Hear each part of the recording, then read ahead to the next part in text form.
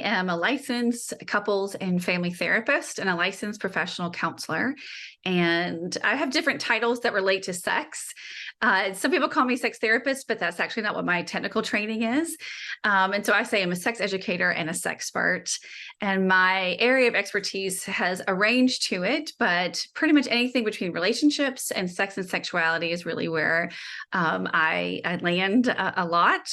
And then what I would say, like my passion and where I feel like I fit into this community in a different way is I really believe in the concept of holistic sexuality, and I feel like that is something that needs to change in how we look at what sexuality is, and I believe that we have to have sexual agency, and that it's a huge missing part of the conversation. Tell me what you define as holistic sexuality for those who may not know. So I believe that sexuality is the essence of who we are. It is the expression of our essence, and it is the pathway to our essence. And that we just aren't taught that. And if we understood that sexuality was so much more an endeavor of who we are, then we wouldn't be so afraid of it in some ways. And it wouldn't be considered a luxury. It would be considered a necessity, which is something else that I think is really important, that sexuality should be considered a necessity in our life, that it should be something that is really prioritized instead of sanctioned off, and something that is, if you have enough time or if you're having a problem, then you think about it. So that's why I think that's an aspect of it. I think that when I break down, and I can talk about this later, holistic sexuality into 10 different segments. And when you examine these 10 segments, and it's taken me decades, like really I've been researching it for 20 years as to what I think that it boils down to. When you do that examination, then really you're doing an examination of who you are. And that's really where my interest started really growing between, I was always interested in sex and sexuality, and I was always interested in like human behavior and connection. And when those two worlds collided, I realized that I believed that sexuality was the final frontier of self-development. So if you want to know who you are, you need to know who you are as a sexual being, and you need to define and conceptualize a sexual being in a holistic way. Beautifully said. I want to dive more into that. I really agree with you that when we kind of cast aside this part of who we are, we're not able to be our full selves. Mm-hmm.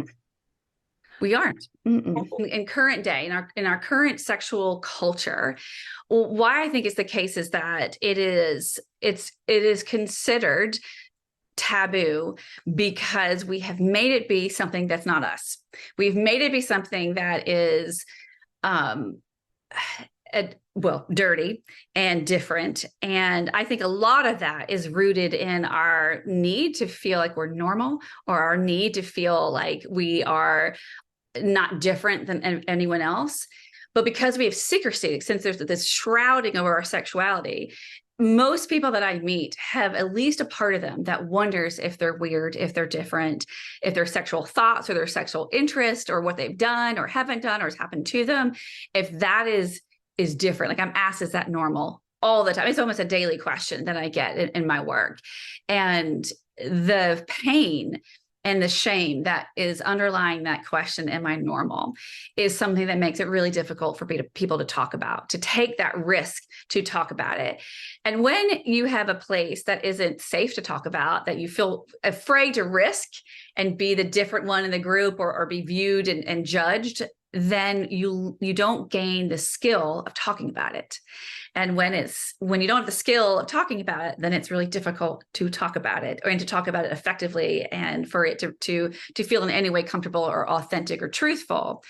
And then you have to do that next to somebody else if you're going to be sexually connecting with anybody else who has a very similar experience in the sexual culture. And then both of you, or if there's more people involved in that, then you're just supposed to magically be able to talk about it well and instructively and helpful. So that doesn't happen very often, that people naturally be able to can speak about it. So all it takes is one conversation with a friend, a family member, an educator, a lover, a spouse that goes wrong. And it is such a shut down experience. And now you are really out of practice completely because you don't want to risk take. And when you can't practice, you can't get better at it. You can't be more authentic, and you can't really develop on your own terms who you are and what you're needing. And I think that's a lot of the underlying, like the logistics of it. And then beyond that, I think we have created this, there's right sexuality and there's wrong sexuality. And when you have that bifurcation, it inherently comes with this attitude that I'm right, you're wrong. Or like if there's any kind of debate, or I mean, like, I don't know if I'm right, but that doesn't sound right. Like those kinds of things, when we don't look at it as in there's such a wide way and array of ways to express and experience sexual connection, then we get again back in fear of, I mean, if they knew what I was thinking or what I was doing, they wouldn't accept me. And I think part of that too is that, when we talk about dreams, like I'll liken dreams to how people think about it. When we tell people our dreams, they are very often, they're very different. And we will say it like it's so funny, like, oh my gosh, I dreamed this thing. And then we were over here and it was so weird. And then so-and-so said this. I haven't thought about that person forever. But we don't have a shame attached to it. We have a wonder or a curiosity of it. But you put that in the context of a fantasy, and all of a sudden it becomes weird and embarrassing, or like you're almost apologizing in some ways for having that interest. And there's again that worry of like, why am I thinking that? And maybe we feel that every once in a while about dreams, if there's something off in it, but it is almost always that case until you have a different level of comfort with your sexuality about fantasies. And it's funny, like when I take an airplane ride, I think I look around and I think, I wonder how many people are thinking about sex right now, and I wonder what they're thinking. And I wish I could go in and be like, what thoughts are you thinking about sex right now? And say, like, everyone raise your hands if you thought of this. If we could just normalize it in those kinds of settings and feel excited when you meet somebody that has the same interest, the same experience, instead of it feeling so horrifically vulnerable and like you have just shared this intimate part of yourself that needs to be guarded and protected. And I'm not saying that there shouldn't be parts of ourselves and our sexuality that shouldn't be guarded and protected, but I think in general that secrecy has made it kind of its life of its own that makes it unattainable and unfair. Again, so beautifully said. I have a few questions that I want to ask about that. First and foremost, when you have clients that are coming to see you, is there any one or two particular things that you notice that they're really coming for? I mean, it really varies because I see all different kinds of people in all different ages. I would say for someone who's coming to me individually, a pretty common theme is I don't have the opportunities to experience the kind of sexual connection that I want to have. So how do I create those opportunities? For instance, I had a woman hire me that she's like, I'm not partnered, but I'm hearing all these amazing things that people are doing sexually. And I want to know what I like and I don't like, but I don't want it to have to be partnered. I want to find somebody to do that. And so we worked through her experience of like, does she want to hire a sex worker? Does she want to find somebody through an app to try something like that? And how do you go about exploring who you are as a sexual being? That's something that I see quite a bit. and how do you do it safely? And for her in particular, the one that I'm thinking of, and she's given me permission to share this, one of the things that she wanted is she didn't want it to be reciprocal. She wanted to be with somebody that the whole endeavor, the whole point of it was help me figure out what I like and what I don't like, and wanted to be released from the reciprocity of things, and for that to be consensual and for that to be okay. So I don't see that as much, but I loved that change and nuance to it. And then the other thing would be to be properly sex educated, to that people will, I'll work with those individually who are just, I know we weren't sex educated well. What should I know? And so I'll go through anatomy. We'll go through what they're needing and wanting. We'll go through all the steps of holistic sexuality and find the places that they may need to heal from, find the messages that they've been given by other people and letting those go. And I call it like decluttering your sexual messages like you would a closet, and determining what has been put upon you that you agree with and what has been upon you that you don't agree with and doesn't serve you who you are now. And then feeling into what it means to be someone who has sexual agency, that is defining their sexual life on their own terms and living them. So that's individually. When I work with couples, it is typically that they don't have the sexual connection that they want to be having. And that can be a variety of reasons that they're not feeling good about their sexual connection. And how to communicate about what you need and what you want with your partner, especially if you have differences of needs.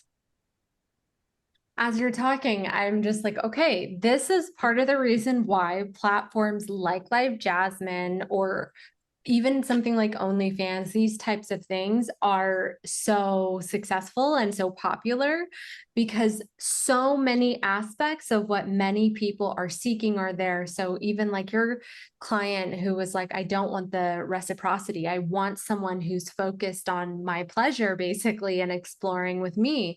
I think a lot of people want the help maybe exploring themselves. It is such a different experience when you get to experience sexuality in a safe environment and in a safe exploration. Changes everything. And I think too, like going back to the difference between dreams and fantasy, something that I'll see is if there's something like quote weird in your dream, you will say that the dream is weird. But if there's something that you think in your sexual fantasy is quote weird, which I don't love the word, but it's just a common word, we call ourselves weird. And so we make that be about ourselves instead of the behavior or the fantasy, but we won't necessarily do that about our dreams. And I think that's a societal issue. And I think it's something that we've been taught to do. So then when you get to go into a relationship on your platform and you get to be free of that, and you know that that's a part of the deal of what you're agreeing to is, I think is incredibly healing also. When you are working with clients, do you feel like majority of them have explored themselves sexually, majority of them haven't, or there's a good mixture? That's a pretty good mixture. I mean, I have a wide range of sexual experiences and interests of who I work with. But in that, I mean, it's usually like in the self-selection of working with me, it's somebody who wants to explore more. So it really just varies of where they're coming from. But I work quite a bit in the poly world and also in the kink world, and it's in those communities, there's some things that in general they've already got down pretty pat, like on consent or examining those things, but they're wanting support in finding what are those edges. If it's somebody who is having an experience of disconnect with their desire, that's not where we're going to be starting on things, or we have to kind of go back to a deeper level, a foundational level of what sexuality is. So it kind of just depends on the starting point. And I like having that variety. I think it's a beautiful representation of who we are as sexual beings. And I love it when someone comes to me and they have felt that power of the audacity of, and I mean that in the best of ways, of wanting to fully find themselves as a sexual being. I think that's great. And I really love it when people, and I work in groups too. I really love it when I'm working in a group and people are sharing who they are and like sexually and what they're wanting, what they've experienced. next to somebody who their experience is quite different. And everyone is like, oh, this is great. Like, this is how interesting that you like that. That would be the opposite of what I would like. Isn't that a wonderful? And then we get to start breaking down the tabooness of it. We get to really stand firmer in who we are and knowing that that's okay. And we get to practice what it's like to have those kind of communications and what it's like to talk about sex and have it not be awkward and have it not be something that you're so afraid of. I can tell you're really passionate about what you do and you genuinely love it. I think people that are as passionate and just so in love with their work are usually the most effective in helping others. How did you land in this profession? Oh, it's so funny. I mean, I appreciate you saying that too. I actually started off as a kindergarten teacher. And so it's so funny for the people that knew me at that time of my life. They're like, really interesting. Or I'll get like, you don't seem like somebody who would be interested in sex, which to me, what does that even mean? Like we all have that access, but I get it in some ways, but I hope to dispel that all so that everyone should and can and has access to being interested in sexuality. But when I think back about like, what was it about my personality, I was just always curious about sex and sexuality from a very young age. And I came from a pretty conservative home and that was medically based. So I was given lots of like fear-based information and education and then not a lot of it. And I knew even at a young age that that didn't fit for me. I just didn't have the verbiage to match it. And so I was looked at as like a precocious kid or like, oh, there Juliana goes again. Or like my sister, I used to run around naked all the time. And my sister was mortified that I'd make her put her clothes on again. And that just felt like, well, what's wrong? Like, why aren't we all running around naked? I mean, that's how you warm up by the fire. Like those were my thoughts. And I'm not really sure where that came from, but it didn't get extinguished. I figured out where to do it, where it was safe and where I could find myself and where I could ask those questions. But I had this really pivotal moment when I was in 7th grade health class. And Miss Pam was the track teacher and she was super hot. And I was very excited when I knew that she was going to be in my health class or like the sex ed class. We got one class a year. And that was like my favorite class of the year. And she started off with everyone gets to ask and you can ask any question that you want to. And I had like the problem of like, I had 40 questions. Like, how do I pick one question to ask? And I finally figured out what it was I wanted to ask. And you can see like whenever I talk, I get red. And so if I'm ever surprised, I get really red. And I knew that was going to happen. So I did my paper in a way so that I knew it was mine so that I could try not to be red so that everyone wouldn't know that it was my question. And so it got to my question and I was like, yes. And she looked at it and she's like, this is inappropriate. And she put it in the trash can. After she had said no question was off limits. And my question was, what's the deal with vaginal discharge? That was my question. That is a question that should be okay to ask, especially back then too. It wasn't off limits. And I remember the feeling. And again, I didn't have it was a 7th grade brain, but I remember thinking that is not how I should feel. And it wasn't as if my career was planted at that time, but it was something that I came back to of like, I don't want anyone to feel this way. And so when I realized in grad school, so I got my master's and then I got my PhD, all of my internships, everything I was doing always had to do with sex. I worked in an AIDS outreach program. I worked in a home for girls who were sexual abusers. I worked in sexual violence centers. And I didn't even realize that that's what I was drawn to. I just felt like this is a part of life that no one's talking about. And I need to know more if I'm going to help help people. If I want to help people, I have to know about sex. I had one class, I don't know if you know this, but therapists do not have to have in most states any class. You've talked to so many people. It's absurd. I've heard some like certain states require a little bit more, but not many. It's at this point for my degree, it's 2 states that require it. And that is it. And that's one class. And even that one class is not uniform. It's just, to me, like really awful. And of course, there's sex therapy, and that's its own track. So that's very different. You're getting a lot of sex education as a provider, but as general as a therapist, in most disciplines, you don't have to have anything. But I got the one class and I was like this, like, oh my gosh, I couldn't wait. I looked over at my colleagues and they were sleeping and they were bored. And I could not understand why they didn't think this was the best class we could have had. And so my professor took me aside and she's like, so every once in a while, someone like you comes along and you obviously are different and you need to do this because not many of us are out here. I don't know if I would have ever realized that I was different in that way had she not pointed that out to me and encouraged me to take that on. And I didn't really know what I was getting into. I know you know this too. If you are going to be in any place in the sex world, you have to have a thick skin. You are given so much judgment. And when you find like-minded people in this world, you just want to glom onto them because we have to like band together. There's a lot of pioneering that has to happen in the sex world still. And I don't know, I guess I always feel up for a challenge too. And sexuality, our sexual culture in some ways has quite a lot of challenges in it. It does. It definitely does. That's really beautiful though, because again, I definitely noticed your passion and it just sounds like, yeah, you're doing what you were born to do. You always had the interest, even at a young age. And then a teacher was like, you have to do this, basically. Yeah. So yes, and I listened, and thankfully there is that kind of discipline out there, and I have found that.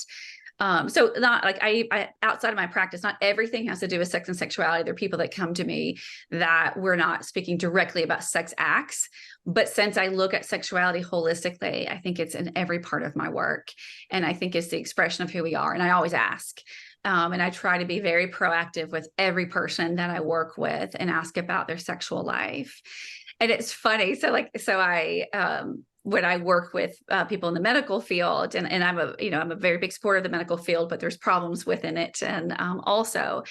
And I think about like my gynecologist, whenever I've moved and I get a new one, I start off all conversations with, how much do you care about my sexual health? That's the first thing I say to my people that I work with. And I know how they are going to react. How they react is how I'm going to decide if I'm going to work with them anymore as a patient. Because I want them to be like, oh, a lot. Yeah, we're going to work on this. But I've had many over the years be shocked and embarrassed that I've even started off that way, or that I'd had the audacity to say, do you care about my sexual health? Because I do. And I want to work with somebody who is going to work with me on my sexual health, because I want to be proactive in that. And then if there are any issues that come up, I want to feel like I can trust you, and I can be truthful about it. And so I think, I don't know, I think part of that makes a difference for me too, that in my own life, in my personal life, I know in many different areas how profound harm can be in our sexual world as well. And I want to help people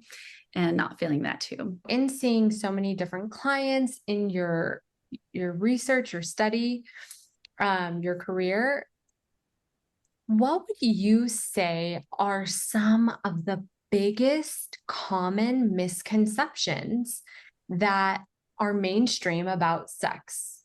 So I said one of them already, which is that there's a right kind of sex and a wrong kind of sex. And I won't go further into it again, but I see that a lot. And then just wanting to normalize to find out, is this common or not? And there's just no right or wrong. And it is such a mistake for our society to cast it as such on multiple levels.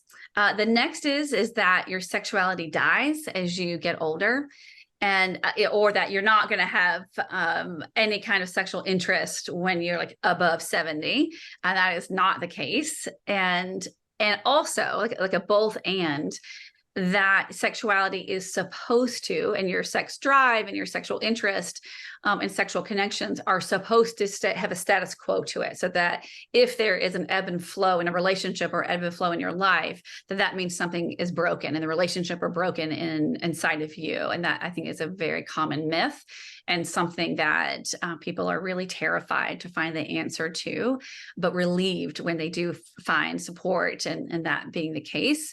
And I was really close with Betty Dodson, and I feel what I mean. She was just an amazing person, but one of the biggest gifts she gave in her later years was the gift of hearing someone who is in her late 80s and early 90s speaking about her sexual life.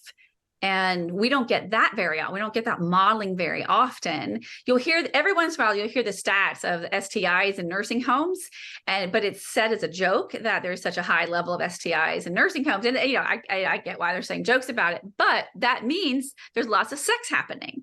They're just not using condoms, or they're not using safer sex practices, and that's why they're having STIs. But they're having sex, and some of that is happening because it's a guttural behavior. And so if you have any kind of cognitive decline, we often go to our guttural behavior, and you're wanting to have sex. It's just a part of often our who we are as humans. But also for those that's not the reason, their age may say that they're 81, but their body feels like a 50-year-old wanting to have sex. And they're like, hey, like we're not becoming invisible here, and we're not becoming beings that aren't sexual anymore. So like, don't count us out. So I think that's a misconception. And Betty always says like she wanted to go out having sex and wanting to have sex, and it's a goal of mine too, to be, if I live to that age, to be sexually active and on my terms at that point too. And you just have to be more inventive at times, and also that there aren't changes that happen in our body, in our relationship with our own sexuality. We are taught, it's just like I said earlier about us feeling broken. We aren't taught how those changes are. We just went over some of the common misconceptions about sex.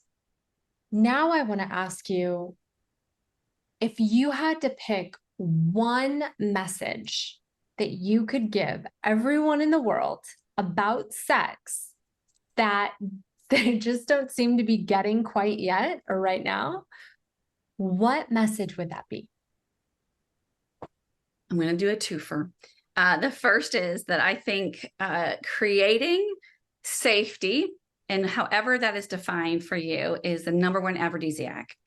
And that when you feel safe in whatever it is that you're exploring, or whoever you're connecting with, or yourself or somebody else, that is what opens up the doors of pleasure and expansion more than anything else.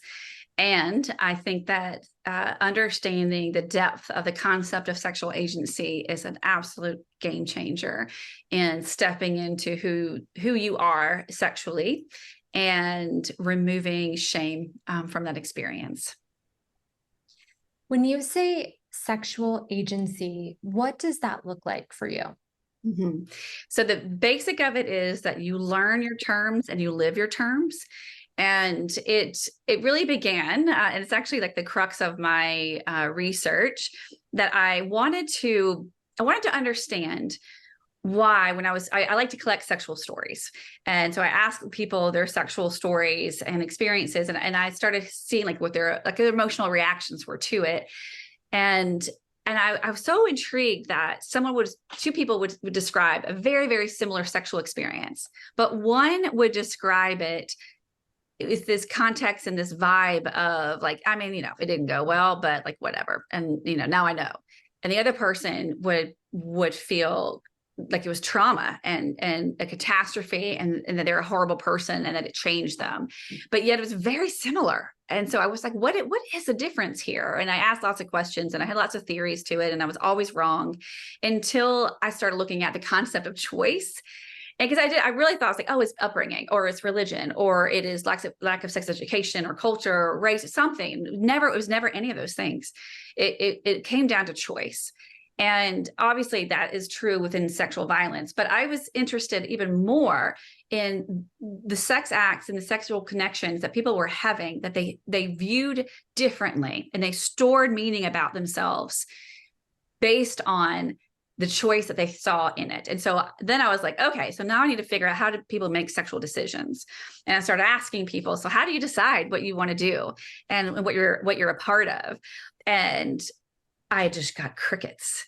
It was a question that people didn't know how to answer. I was like, I just do it. Or then when I sat with them and just waited until things came to them, then I started hearing things like, I don't know, I didn't show up for myself, or I just let it happen, or it just happened to me. And again, not in sexual violence, I'm not speaking about those instances, but or like, I don't know, I didn't want them mad at me, or I wanted to try it. I mean, who knows? I just wanted to see what it was like. Was it worth all the hype? And I started realizing that for the people who could not remember or could not pinpoint when they actively chose to be engaged in a sex act, that they felt they started building a story of shame.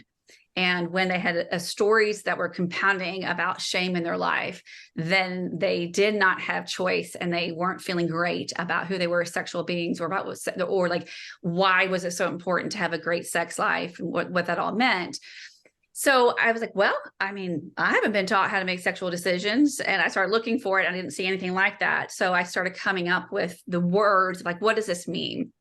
And I found that people saw, like, just like the word masturbation for a lot of people is off-putting, or moist is off-putting. Then I saw that like sexual decisions, people didn't like that. So like, well, what word feels good? And I don't know where I saw it, but I saw the word agency. And I thought, I think that's it. I think it's like having like sovereignty, having ownership, having a say in who you are and what you're doing makes a difference. And I think that's also what we're talking about, like with your platform, is like there is an implicit part of agency within that you are choosing to do this, and you're wanting to be a part of this that not everyone understands, is a component of what makes it so wonderful and so freeing for so many people. But I started teaching people how to have agency. And I mean, at first I guessed, because I didn't know either. And I started putting it together and asking people. And so I came up with 5 steps, and they sound like the most kindergarten version of this, but they're incredibly profound when you put into your life. And it's that, there's a sexual decision to be made, which often you don't even realize that there is something going on, or what decision you need to be deciding. Then you decide that you're the person to make the decision, that you feel capable of it, you feel confident that you can make a good decision, and that you know yourself well enough that you can make a decision that serves your purpose and intention, either in that moment or in life. The third thing is that you actually actively decide. And you have to know, you have to have that moment that you remember, I chose yes, I chose no on this. And that is really a critical part of agency, is making that choice. But if you're over the age of 4, you've made a decision and it's gone to shit. So we become pretty nervous to make sexual decisions. And then you add all the other stuff we've talked about. And it's like, ooh, do I really want to own that I want this? Do I really want this, on my credit card statement? Do I really want this, this person to know that I want to do the sex acts with them? If you've been judged, if you've been shunned, or if it's gone awry. So then you do decisions by committee, or you avoid it, or you are, sly about it. And then you don't feel good because you haven't actively decided it and owned it. So then the next step is 4. The fourth step is that you learn to live with the consequences of those decisions. And those are intended, that you can foresee. And then there are the unforeseen and the unintended consequences. And it's always the unintended and unforeseen that sucks. And that you makes you not want to deal with that again. And it's really important, because the 5th step is the meaning you make of it. So oftentimes where I come into place in my work is I help people look at the meaning of the decisions that they've made, or the situations they've been in where they didn't activate their agency. And so it's healing in the past, because we were able to change the meaning in a lot of ways. And it's very protective moving forward, because once you start living in agency, you don't want anything less. It's hard to do it, but it's such a different experience in a world and in a relationship when you, again, know what you want, your terms, how you're living in your life, and what you want sexually and outside of your sexual self or sexual life. And when you know what you don't want, you get in relationships and in communities where that's respected, where they want your agency. When you're asked, what do you want? And it's not like when you call a pizza place and they say, can I put you on hold? And then you click without you ever saying a thing. It's that you are with somebody or other people that care and find it to be exciting for you to be an agency. and want to make sure. And that's different than consent. Consent is a part of agency, but it's not all of it. It's so much more than that too. And then there's a couple of things I'll say real quickly in between that that I've learned is one of the things that you have to really learn in agency is you have to learn to have a tolerance for ambiguity. And that may seem like, what does that have to do with like feeling good about my sexual self? But in that moment between making a decision and having the consequences come to bear, there has to be this, you have to have this sense of, I'm going to be okay, however this goes. You have to be able to have this tolerance for who knows. I mean, who knows how it's going to go? I mean, I think I can foresee this. I think I'm going to like this, or I think this is going to be okay, but it may not. And we become very fearful again if it's gone awry. So in that moment, in those places, whether it's a quick millisecond or there's months that come to bear, you have to be comfortable with it, with the ambiguity of how life comes out, in order to keep having your agency. And it's usually where people are the most vulnerable. And then another aspect of it is that you have to understand the intersections of it. And in our sexual lives, everyone has the right and the experience of having agency. And I feel like you and I are aligned with that. Like I'm sure we both believe that everyone gets to have whatever they want sexually, as long as it's not harmful to other people. And what I found though, is because of race and orientation and identity, because of the intersections that we have with who we are as a sexual being, we don't all have the same access to it. And some of us have little crevices that we have to really squeeze and fight to have our rights and to have our place of saying what we need and what we want. And other of us have a wide berth. And that's, unfortunate. And it's a sad part of what I see, because there's a lot of harm in that variance. But the good thing is that once you get through whatever your intersection has created for you from here to there, once you get to that side, we all have the same in that. And that to me is one of the most exciting parts of agency. And it's why I, again, feel really passionate about teaching people about it. It's absolutely changed my life. And I would say it saved my life too. I'm so happy I asked you to define sexual agency. Seriously, because I think that that is something, to hear it put out the way you just did in the 5 choices and steps and the nuances of it. I think that is going to be profoundly helpful for people. Oh, good. I hope so. It helped my life a lot. Oh, yes. That is really powerful, to really break it down in that way and be conscious of these things, because a lot of times you're just kind of in the motions or whatever, and you're not even really thinking about it step by step. Mm-hmm, mm-hmm. I think some of the hardest places I sit with people is when they say, "Where was I?" And they're meaning it spiritually, like they're meaning it like that. I didn't show up for myself, or I wasn't in a situation where I could have ever shown up for myself, or I didn't even know that I could. And just like, the pain that people feel and that aspect is profound. But then when they discover it and they discover that they can do this, it gives you a new lease in life, and it gives you a different access to who you are. And again, if you believe in holistic sexuality, it's not just about the sex acts, it's about who you are entirely. And I think that the bleeding effect of in and out of sexual connection, of how that affects you, is incredibly profound. Absolutely, I agree. This has been a beautiful interview. Seriously, just beautiful. A lot of value. A lot of value.